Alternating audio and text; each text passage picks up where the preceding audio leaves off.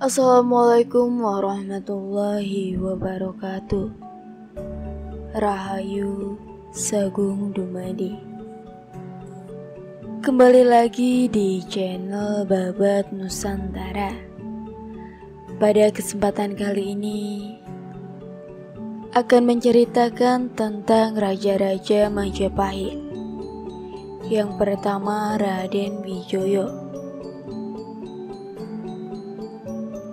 Raden Wijaya atau Sri Kertarajasa Jayawardhana pada tahun 1293 sampai 1309. Raden Wijaya adalah pendiri sekaligus Raja Majapahit yang pertama.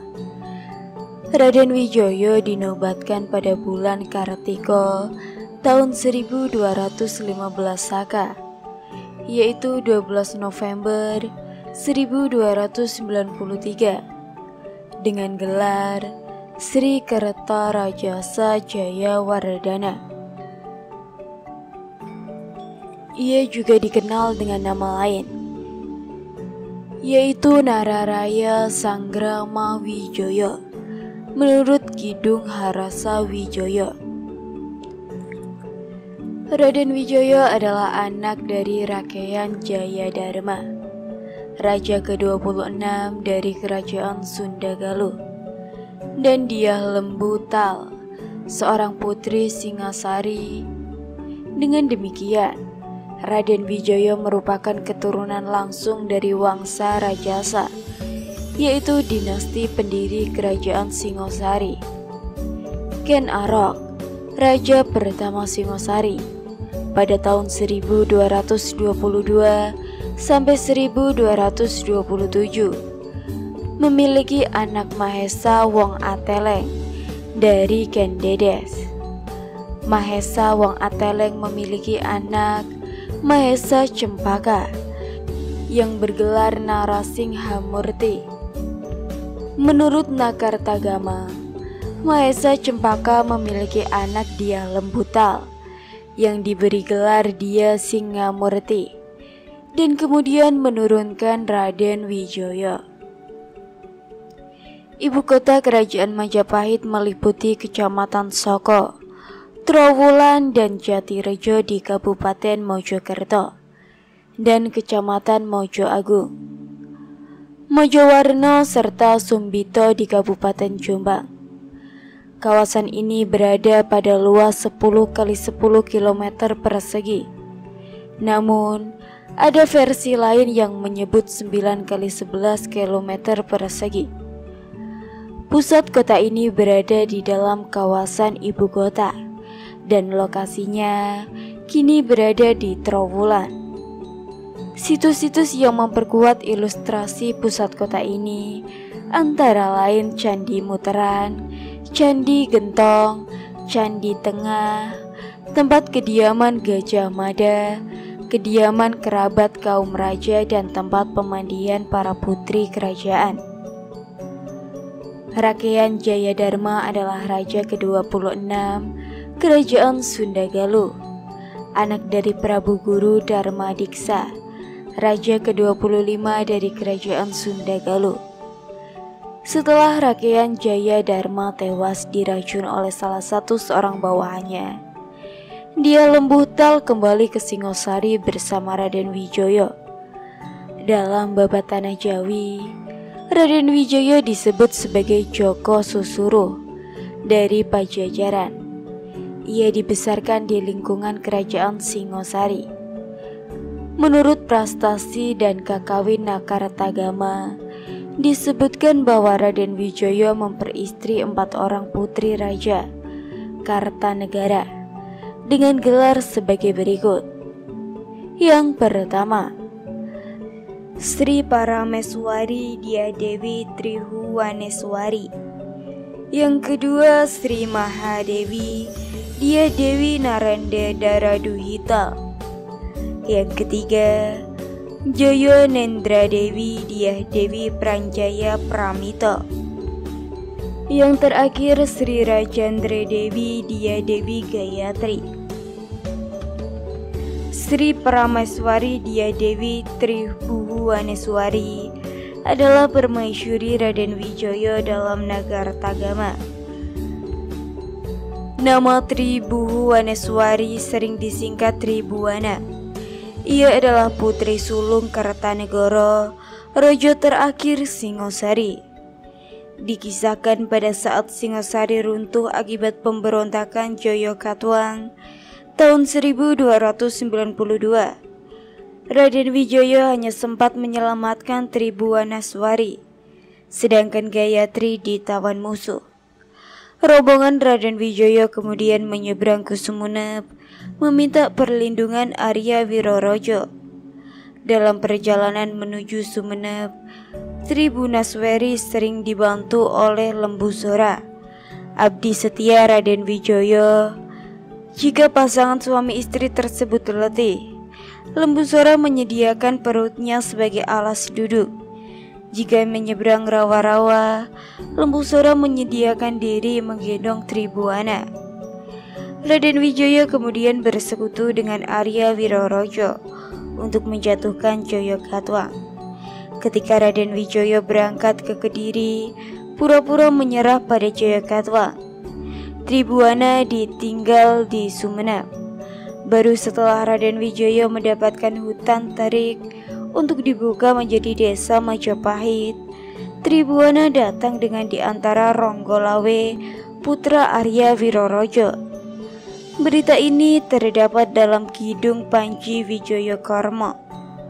Sepeninggalan pasukan Mongol tahun 1293, Kerajaan Majapahit berdiri dengan Raden Wijaya sebagai raja pertama. Tribhuwana tentu saja menjadi permaisuri utama, ditinjau dari gelarnya yaitu Tribhuwana Iswari. Namun demikian, para raton menyebutkan istri Raden Wijaya yang dituakan di istana bernama Darapeta, putri dari kerajaan Dharmasyara, yang melahirkan Jayanegara sang putra mahkota. Menurut prestasi Kertajasa, pada tahun 1305, Tribhuwaneswari disebut sebagai ibu Jayanegara. Dari berita tersebut dapat diperkirakan Jayanegara adalah anak kandung Darapeta, yang kemudian menjadi anak angkat Tribhuwaneswari, sang permaisuri utama. Hal ini menyebabkan Jayanegara mendapat hak atas tahta sehingga kemudian menjadi raja kedua Majapahit tahun 1309 sampai 1328. Setelah wafat, Tribhuwaneswari dimuliakan di Candi Rimbi di sebelah barat daya Mojokerto, yang diwujudkan sebagai Parwati. Yang kedua, Sri Mahadewi Diah Dewi Narendra Duhito, atau disebut dengan Narahendra Duhito, adalah putri ketiga dari Raja Singosari Kertanegara dan merupakan istri kedua dari pendiri Majapahit, Raden Wijaya, namun tidak memberikan keturunan. Yang ketiga, Sri Jayendra Diah Dewi Pranjana Parmito, atau sering disingkat dengan nama Pranjana Pramito atau Prajna Pramito, adalah putri keempat dari Raja Kertanegara dan merupakan istri ketiga dari Raden Wijaya, namun tidak memberikan keturunan. Disebutkan bahwa Pranjita Pramito adalah istri yang paling setia di antara kelima istri Raden Wijaya. Yang keempat, Sri Rajendra Dewi Diah Dewi Gayatri adalah istri keempat dari Raden Wijaya. Dari Gayatri lahir Tribhuwana Tunggadewi dan Raja Dewi. Tribhuwana Tunggadewi inilah yang kemudian menurunkan raja-raja Majapahit selanjutnya pada saat Singosari runtuh akibat serangan Joyokatwang tahun 1292. Raden Wijaya hanya sempat menyelamatkan Tribhuwanaswari saja, sedangkan Gayatri ditawan musuh di Kediri. Setelah Raden Wijaya pura-pura menyerah pada Jayagatwang, baru ia bisa bertemu Gayatri kembali. Dalam Nagara Kertagama Pupuh 2/1 menguraikan bahwa Putri Gayatri wafat pada tahun 1350 pada zaman pemerintahan Prabu Hayam Wuruk. 12 tahun setelah meninggalnya Gayatri, dilaksanakan upacara srada dan dimuliakan candi di Candi Boyolangu di Desa Kamal Pandak tahun 1362 dengan nama Pranjia Pramita Puri. Baik tanah candi maupun arcanya diberkati oleh Pendeta Janna Wadwidi. Yang kelima, Dara Petak atau Indreswari. Menurut para raton, 10 hari setelah pengusiran pasukan Mongol oleh pihak Majapahit, datang pasukan Kebu Anambrang yang pada tahun 1275 dikirim ke Kertanegara menaklukkan Pulau Sumatera. Pasukan tersebut membawa 2 orang putri Mauli Warmadewa dari kerajaan Damarmasraya bernama Dara Jingga dan Dara Petak sebagai persembahan untuk Kertanegara. Nama Dara Petak berarti merpati putih. Menurut kronik Cina, pasukan Mongol yang dipimpin Ike Mese meninggalkan Jawa tanggal 24 April 1293, sehingga dapat diperkirakan pertemuan antara Raden Wijaya dan Dara Petak terjadi tanggal 4 Mei 1293. Karena Kertanegara sudah meninggal, maka ahli warisnya yaitu Raden Wijaya mengambil Dara Petak sebagai istri, sedangkan Dara Jingga diserahkan kepada Atiyawa Brahma, seorang pejabat Singosari yang dulu dikirim ke Sumatera tahun 1286. Raja Petak pandai mengambil hati Raden Wijaya, sehingga dia dijadikan sebagai istri Tinu Heng Pura atau istri yang dituakan di istana. Padahal menurut Nagartagama, Raden Wijaya sudah memiliki 4 orang istri, dan semuanya adalah putri Kertanegara. Pengangkatan Dara Petak sebagai istri tertua mungkin karena hanya dirinya saja yang melahirkan anak laki-laki, yaitu Joyonegoro.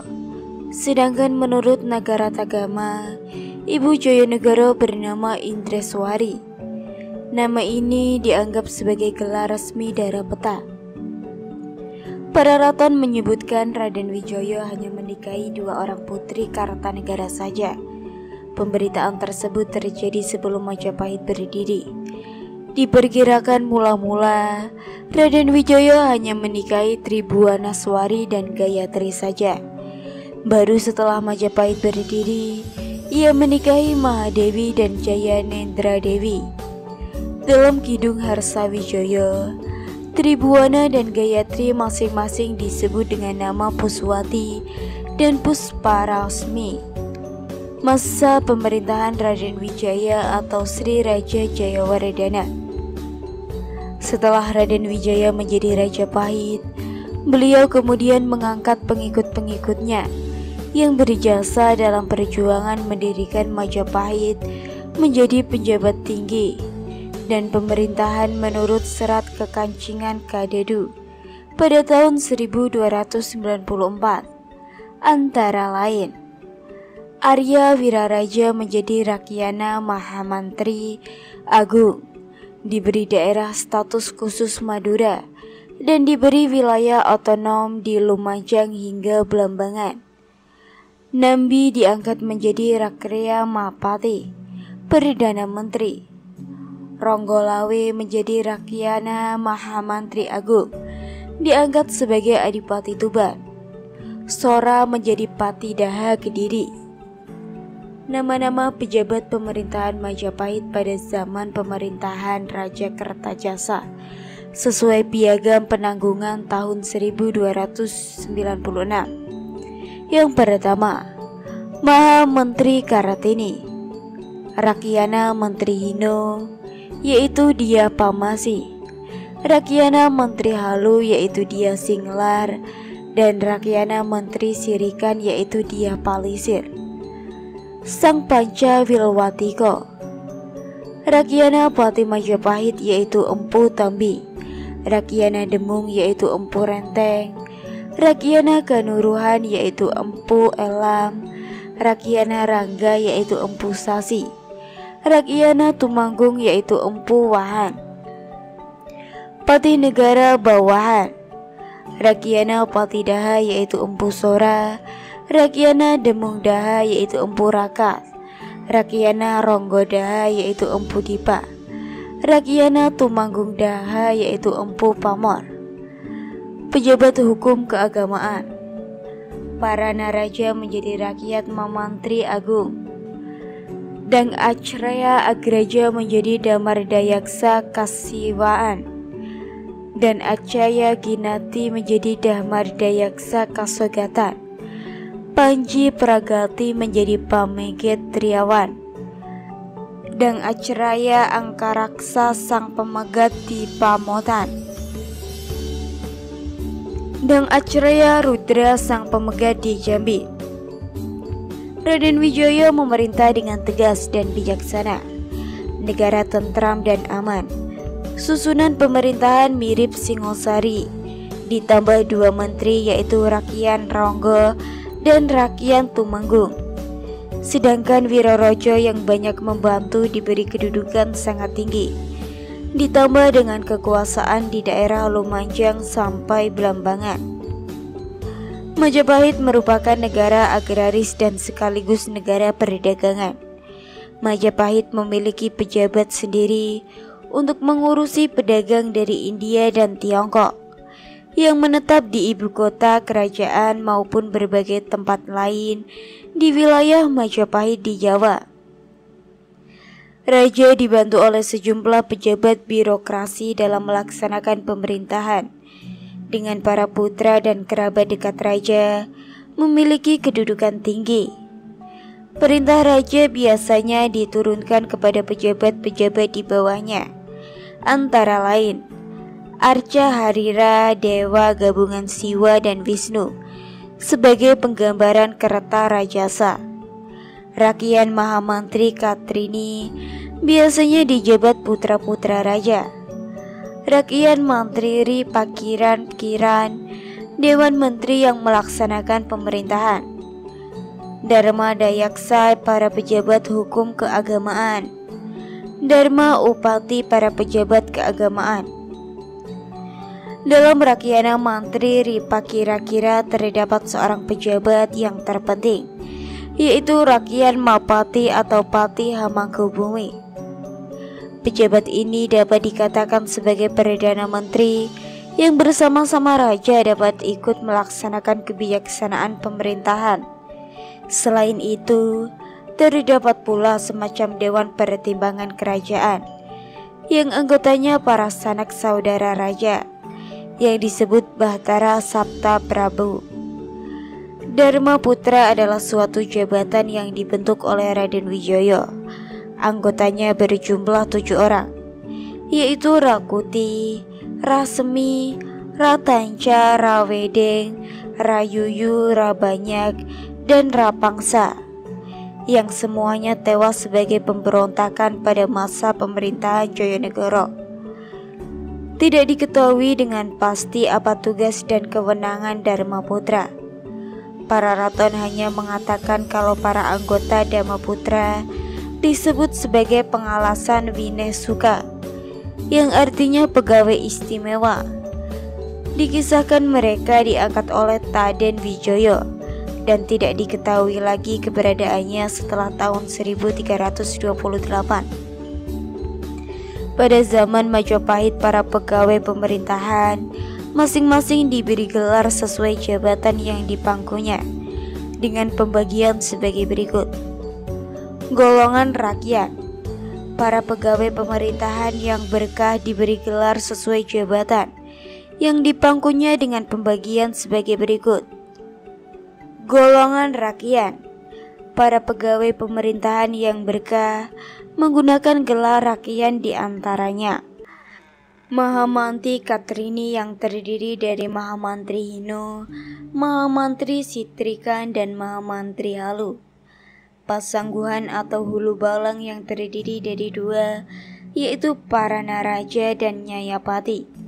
Sang Panca Wilwatiko, yaitu 5 pembesar yang diserai tugas untuk menjalankan pemerintahan Majapahit, terdiri dari Pati Amangkubumi, Damung, Kanuruhan, Ronggo, dan Tumanggung.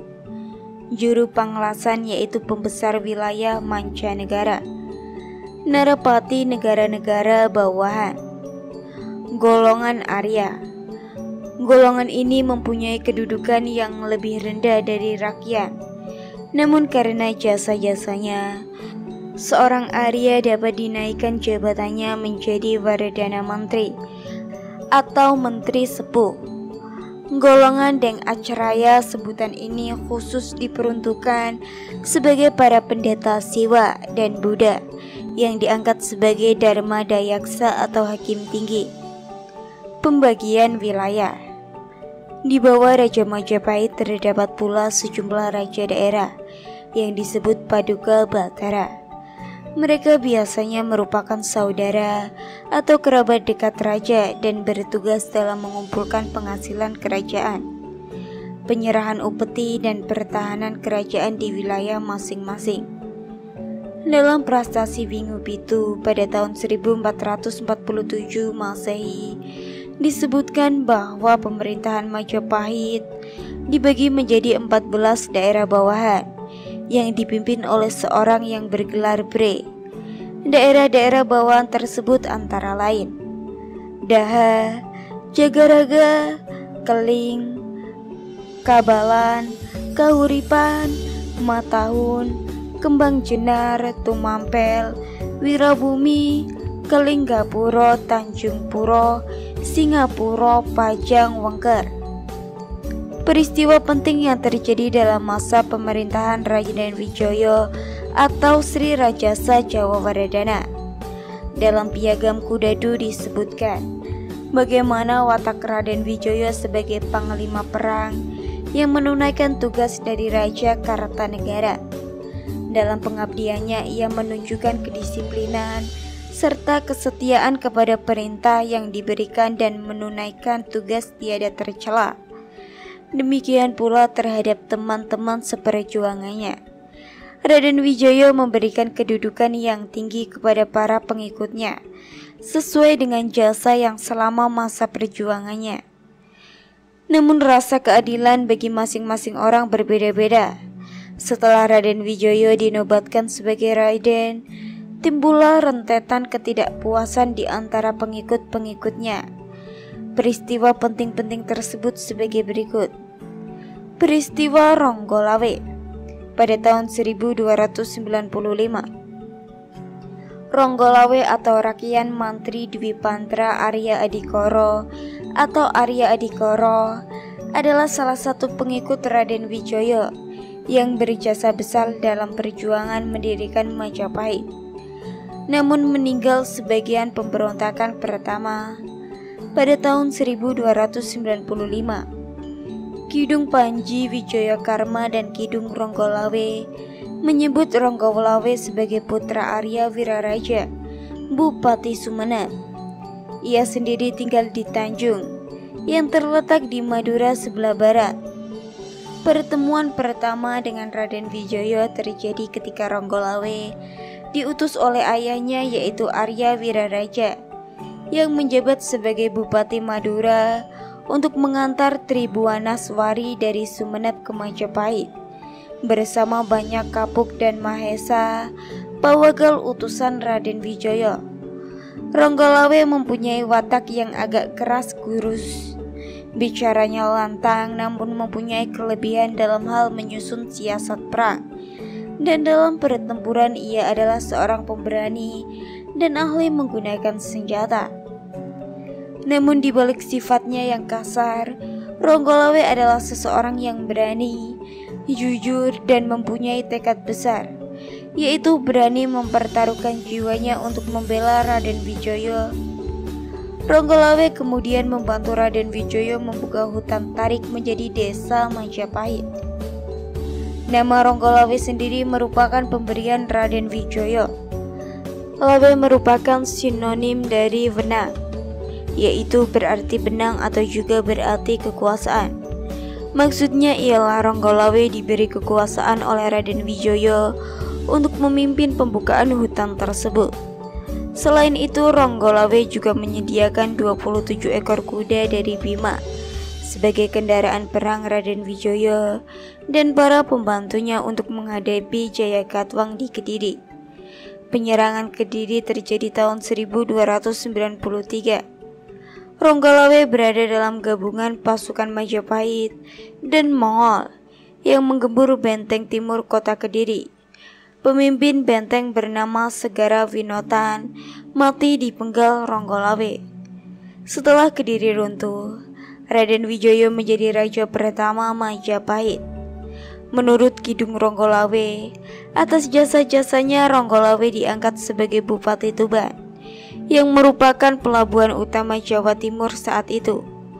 Prastasi Kudadu yang membuat daftar nama para pejabat awal Majapahit ternyata tidak mencantumkan nama Ronggolawe. Yang ada ialah nama Arya Adikoro dan Arya Wiraraja. Menurut para raton, Arya Adikoro adalah nama lain Arya Wiraraja. Namun Prastasi Kudadu menyebutkan dengan jelas bahwa keduanya adalah nama dua orang yang berbeda. Slamet Muljana dalam bukunya Menuju Puncak Kemegahan mengidentifikasi nama Arya Andikara sebagai nama lain Ronggolawe. Dalam tradisi Jawa ada silsilah nunggak resmi, yaitu nama ayah dipakai anak.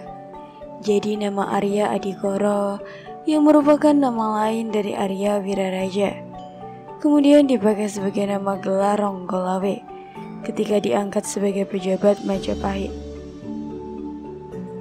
Dalam Prastasi Kudadu, ayah dan anak tersebut menjabat sebagai pesangguhan.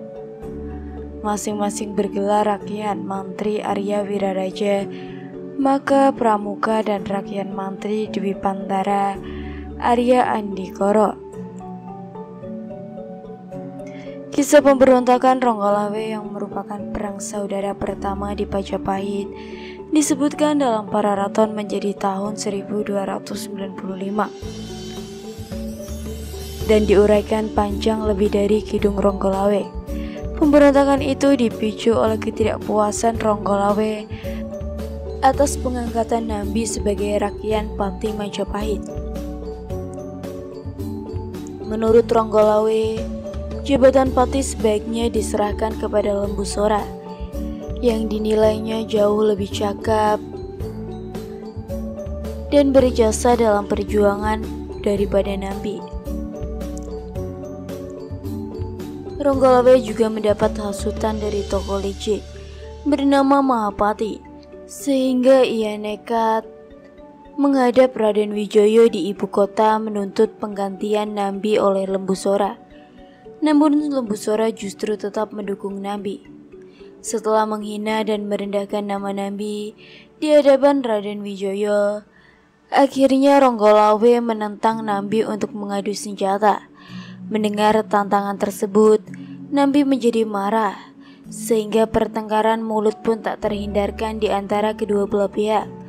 Semua menteri yang hadir termasuk Kebu Anambrang tidak bisa menyembunyikan kemarahan akibat perbuatan Ronggolawe yang dianggap melanggar tata krama di hadapan Sang Prabu Kertajasa dan menentang untuk mengadu senjata. Karena tuntuannya tidak dihiraukan, Ronggolawe kemudian membuat kekacauan di halaman istana. Lembu Sora sebagai pamannya keluar menasehati Ronggolawe yang merupakan keponakannya sendiri untuk meminta maaf kepada raja. Ronggolawe mengakui kesalahannya bahwa ia telah berbuat terlalu lancang dan sebagai hukumannya ia minta untuk dibunuh saja. Sora tidak memenuhi permintaan keponakannya dan menasehatinya untuk mengingat segala kebaikan Prabu Kertajasa di mana Ronggolawe diberikan kebebasan untuk keluar masuk istana siang maupun malam. Mendengar nasihat tersebut, akhirnya Ronggolawe memilih pulang ke Tuban. Mahapati kemudian ganti menghasut Nambi dengan mengatakan kalau Ronggolawe sedang menyusun pemberontakan. Maka berangkatlah Nambi atas izin raja, memimpin pasukan menyerang Tuban. Dalam pasukan itu ikut serta Lembu Sora dan Kebo Anambra. Dalam Kidung Ronggolawe diketahui bahwa Arya Wiraraja yang merupakan ayah dari Ronggolawe menetap di Tuban. Ketika mendengar putranya telah pulang dari Majapahit, ia langsung menemuinya. Dari tingkah laku putranya, Arya Wiraraja menangkap sesuatu yang tidak baik akan terjadi kepada anaknya. Arya Wiraraja kemudian menanyakan apa yang telah terjadi ketika menghadap Sang Prabu. Ketika mendengar penjelasan yang disampaikan putranya, Arya Wiraraja terdiam dan hatinya makawu. Mana yang harus dipilih, cinta kepada anak atau setia kepada Sang Prabu? Arya Wiraraja kemudian menasehati anaknya untuk tetap setia kepada Sang Prabu, karena berkhianat akan mempunyai akibat yang sangat berat, baik di akhirat maupun dalam kelahiran kembali. Mendengar nasihat ayahnya, Ronggolawe terdiam dan mengakui kesalahannya. Namun darah kesatria yang mengalir dalam dirinya mengharamkan bagi dirinya untuk mundur, dan keperwiraan yudanya tersebut akan dipertahankan sampai mati. Setelah nasihatnya tidak didengar oleh putranya, Arya Wiraraja kemudian memanggil para menteri, kepala desa, Akuwu dan Demang untuk mempersiapkan pasukan untuk menghadapi serangan dari Majapahit. Mereka mengharapkan agar Nabilah yang nantinya memimpin pasukan dari Majapahit, karena Nabilah orang yang paling mereka cari. Para pengikut Ronggolawe di daerah Majapahit kemudian meninggalkan daerahnya menuju daerah Tuban. Namun ketika mereka hendak menyeberangi sungai Tambak Beras, air sungai sedang pasang, sehingga mereka dapat disusul oleh pasukan dari Majapahit di bawah pimpinan Nabi. Mereka semua akhirnya dapat dihancurkan oleh pasukan Majapahit. Hari-hari berikutnya, pagi-pagi sekali, pasukan dari Majapahit menyeberangi sungai Tambak Beras untuk mencapai Tuban. Mantri Gagarangan dan Tambak Baya dari Tuban memberitahukan kepada Ronggolawe bahwa pasukan Majapahit telah tiba, dan segera Ronggolawe memerintahkan pasukannya untuk menyerang pasukan dari Majapahit. Mendengar datangnya serangan, Ronggolawe segera mempersiapkan pasukannya. Kidung Ronggolawe menyebutkan nama istri Ronggolawe adalah Martaraga dan Tiratawati. Mertuanya adalah gurunya sendiri, bernama Ki Ajar Pelandongan. Dari Martaraga lahir seorang putra bernama Kuda Anjampiani. Ronggolawe kemudian mohon pamit kepada istrinya untuk menghadapi pasukan dari Majapahit. Martaraga berusaha mencegah kepergian suaminya karena mempunyai firasat bahwa sesuatu yang tidak baik akan menimpa suaminya. Oleh mertuanya sendiri, yaitu Ki Ajar Pelandongan, Ronggolawe juga dibujuk agar mengurungkan niatnya untuk maju ke medan pertempuran. Namun sekali lagi bujukan tersebut tidak dihiraukan oleh Ronggolawe. Ronggolawe kemudian terjun ke medan pertempuran melawan pasukan dari Majapahit. Ia bertemu dengan orang yang diharap-harapkan, yaitu Patih Nambi. Patih Nambi mengendarai kuda Brahma Cikur, sedangkan Ronggolawe mengendarai kuda Mega Lambat. Pertempuran kedua orang tersebut berjalan dengan hebatnya. Akhirnya kuda Brahma Cikur berhasil ditikam oleh Ronggolawe.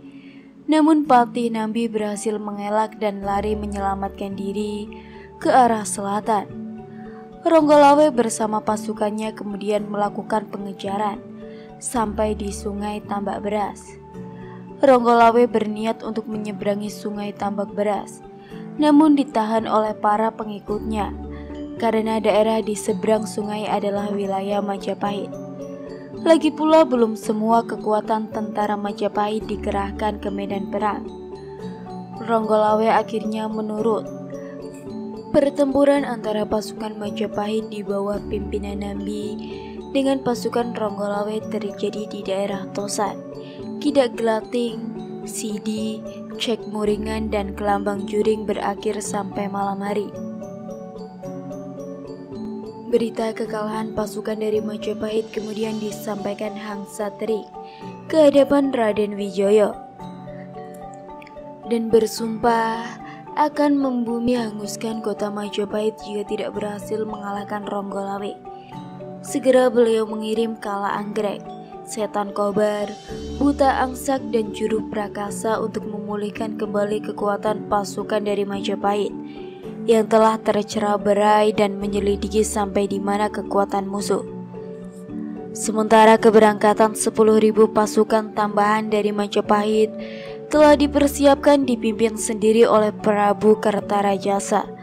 Beliau mendapat laporan dari 4 orang mata-mata yang dikirim ke medan pertempuran tentang kekuatan pasukan dari Ronggolawe.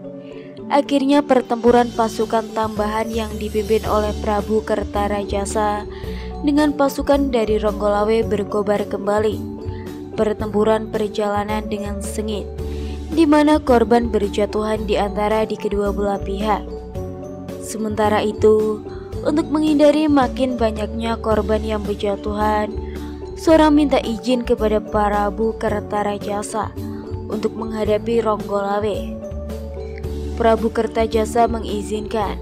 Akhirnya Ronggolawe dikepung dari 3 arah, yaitu Kebo Anabrang dari arah timur, Gagak Srakara dari arah barat, dan Majang Mekar dari arah utara. Perkelahian sengit kemudian terjadi dari arah timur, di mana Kebo Anabrang terlibat pertempuran dengan Ronggolawe.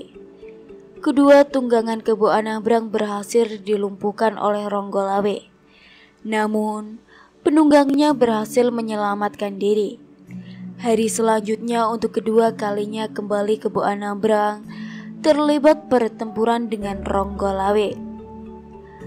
Pertempuran ini terjadi di seberang sungai Tambak Beras.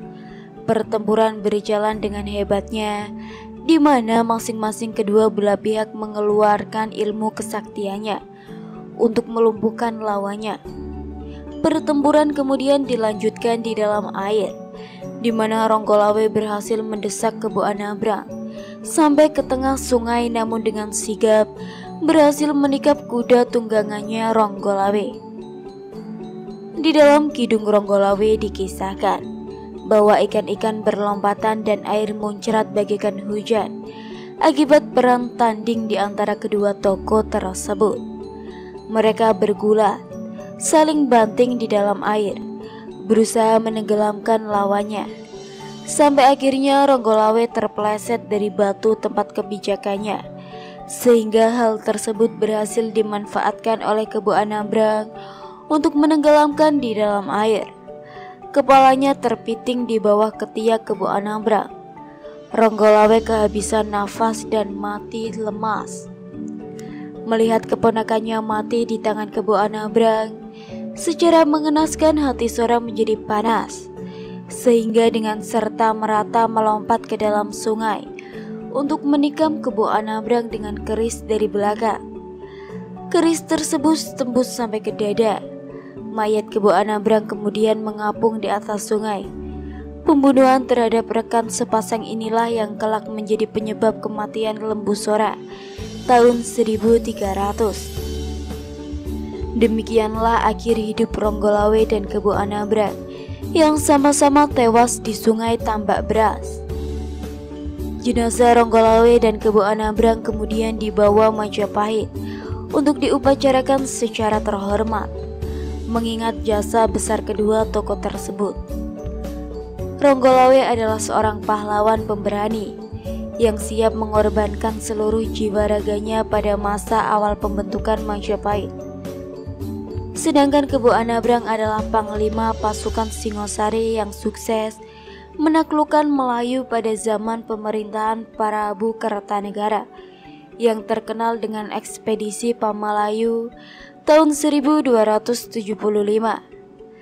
Kisah pemberontakan Ronggolawe tidak terdapat dalam negara Kertagama pada tahun 1365.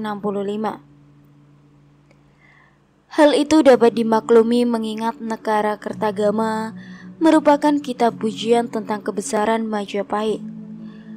Ronggolawe terkenal sebagai pahlawan, sehingga diperkirakan Empu Prapanca tidak tega mengisahkan kematiannya sebagai pemberontak. Kiranya setelah Ronggolawe gugur tahun 1295, Arya Wiraraja merasa sakit hati dan memutuskan untuk menghadap Prabu Kertarajasa untuk mengundurkan diri dari jabatannya dan menagih sang Prabu semasa perjuangannya, yaitu membagi wilayah kerajaan menjadi dua. Janji tersebut kemudian dipenuhi oleh Prabu Kertajasa, sehingga kemudian memutuskan membagi wilayah kerajaan menjadi dua. Bagian timur terus ke selatan sampai pantai diserahkan kepada Arya Wiraraja. Kemudian menjadi raja dengan ibu kota Lumajang.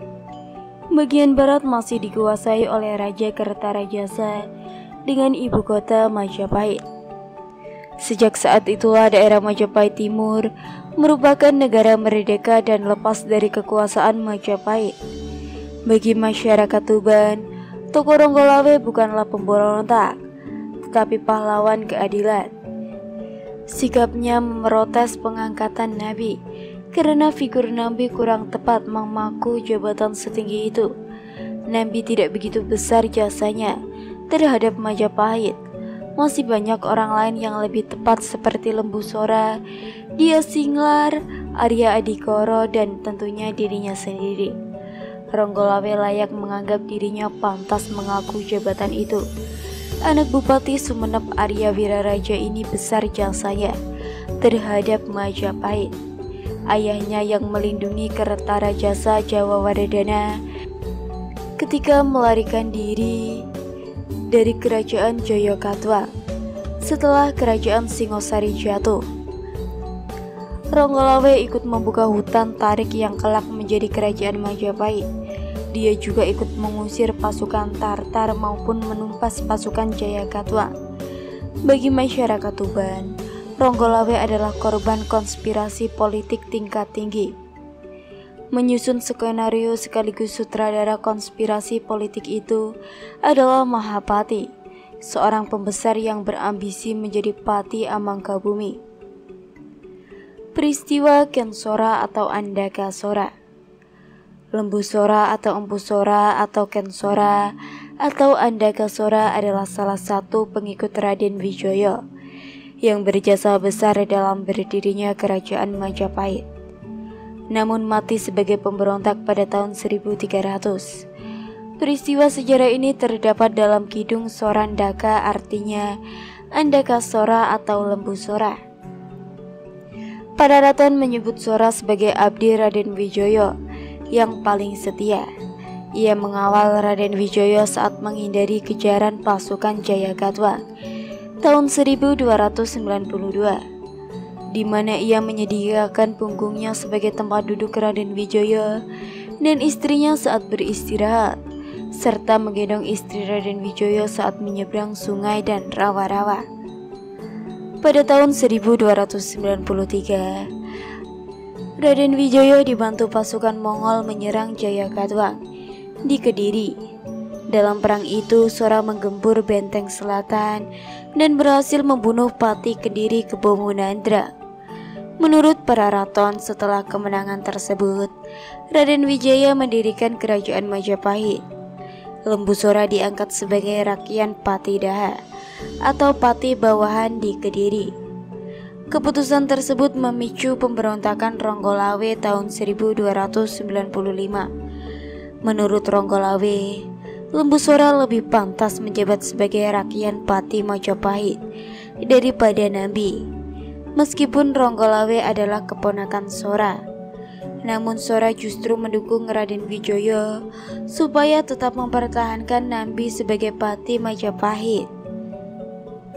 Dalam peristiwa pemberontakan Ronggolawe, Sora bertindak sebagai penasehat saja, di mana Sora memberikan nasihat kepada raja agar jangan sekali-kali menuruti apa kemauan Ronggolawe, serta dalam pertempuran bertindak sebagai senopati yang memberikan perintah untuk mengepung Ronggolawe dari 3 arah. Siasat ini berhasil sehingga pemberontakan Ronggolawe dapat dipadamkan. Berdasarkan fakta tersebut, sudah sepantasnya Sora menjadi abdi kesayangan Raden Wijaya dan menduduki posisi yang terhormat dalam masa pemerintahan Raden Wijaya. Namun dalam perjalanan hidupnya selalu ada rintangan, ada yang iri hati dengan mengungkapkan segala kekurangan yang ia miliki kehadap Sang Prabu. Sebagaimana yang kita ketahui bahwa Mahapati sebagai menteri mempunyai ambisi yang sangat besar untuk menduduki posisi sebagai Pati Amangkubumi Majapahit. Pada saat itu yang menduduki posisi tersebut adalah Pati Nambi. Namun untuk mencari kesalahan yang mengakibatkan jatuhnya kedudukan Nambi belum berhasil. Salah seorang tokoh yang mempunyai hubungan erat dengan Sang Prabu dan berpengaruh besar, yaitu Sora. Andai kata Nambi jatuh, maka calon utama pengantinnya pastilah Lembu Sora.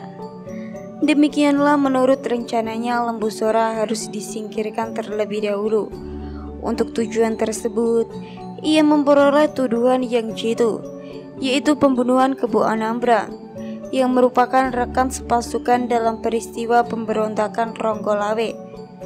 Sebelum menjalankan siasatnya, Mahapati berusaha bersahabat dengan para menteri lainnya, sehingga ia dapat menjadi orang kepercayaan Sang Prabu Kertarajasa.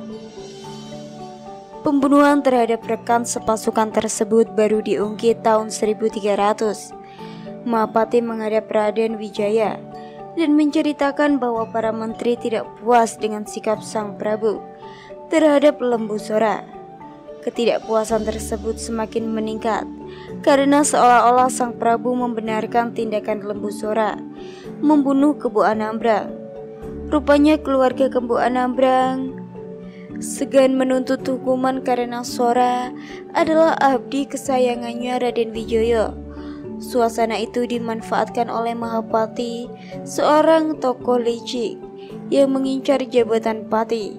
Ia menghasut putra Kebu Anambrang yang bernama Mahisa Taruna supaya berani menuntut Sora.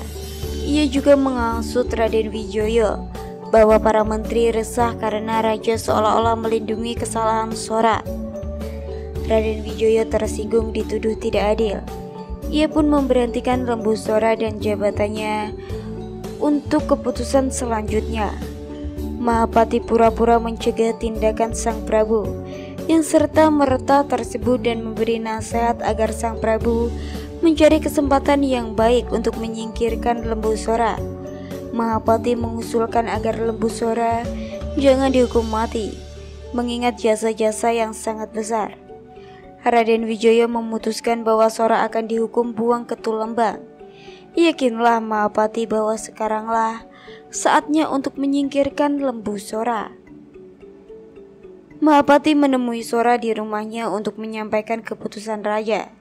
Sora sedih atas keputusan itu, lalu berniat ke ibu kota meminta hukuman mati daripada harus diusir dari tanah airnya.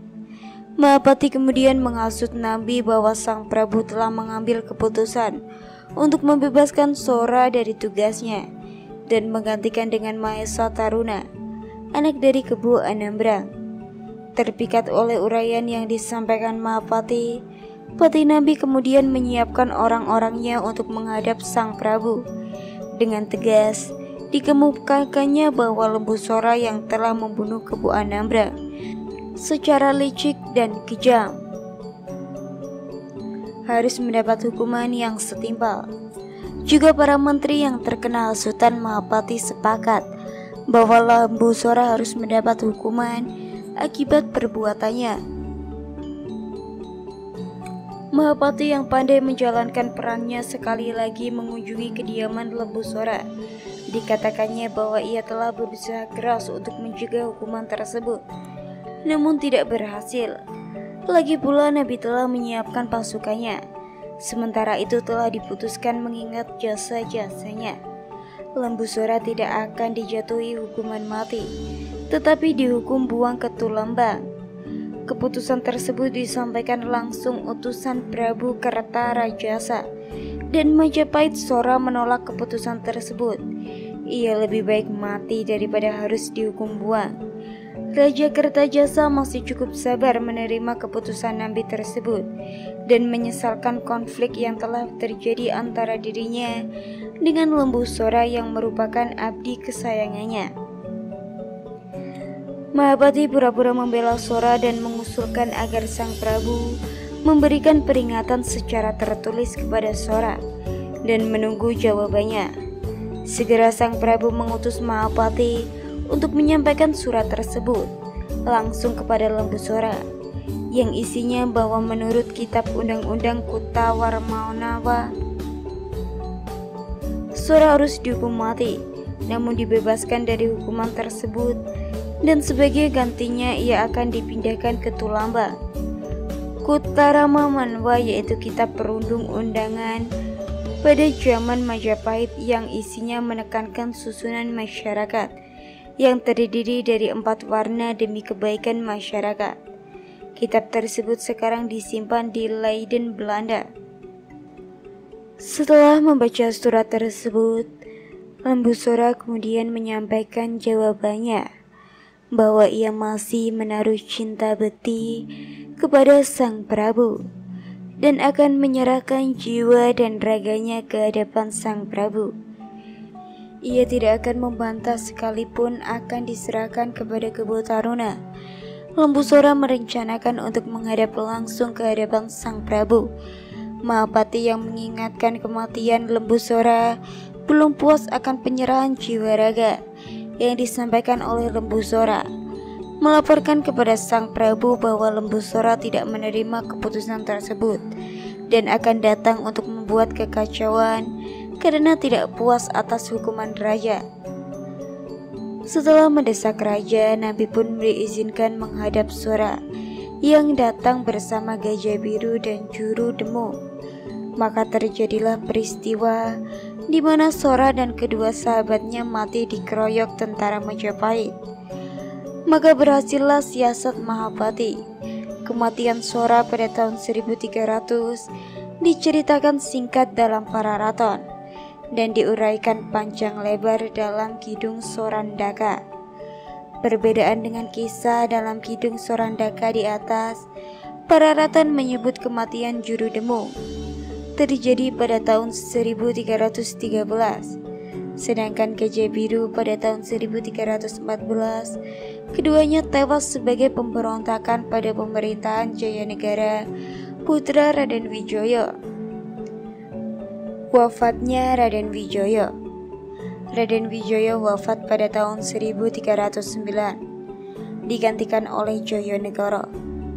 Raden Wijaya dimakamkan dalam 2 tempat, yaitu dalam bentuk Jina Buddha dan Antarapura dalam kota Majapahit, dalam bentuk Wisnu dan Siwa di Simpang dekat Blitar, yaitu Candi Sumberjati di sebelah selatan Blitar dan di Candi Buddha di Antarapura dalam kota Majapahit.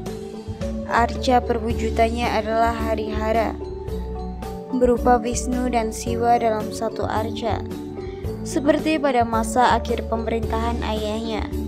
Masa pemerintahan Raja Jayanegara banyak didorong oleh pemberontakan orang-orang yang sebelumnya membantu Raden Wijaya mendirikan kerajaan Majapahit. Perbuatan pengaruh dan pengkhianatan menyebabkan banyak pahlawan yang berjasa besar akhirnya dicap sebagai musuh kerajaan. Rahayu, Rahayu, Rahayu.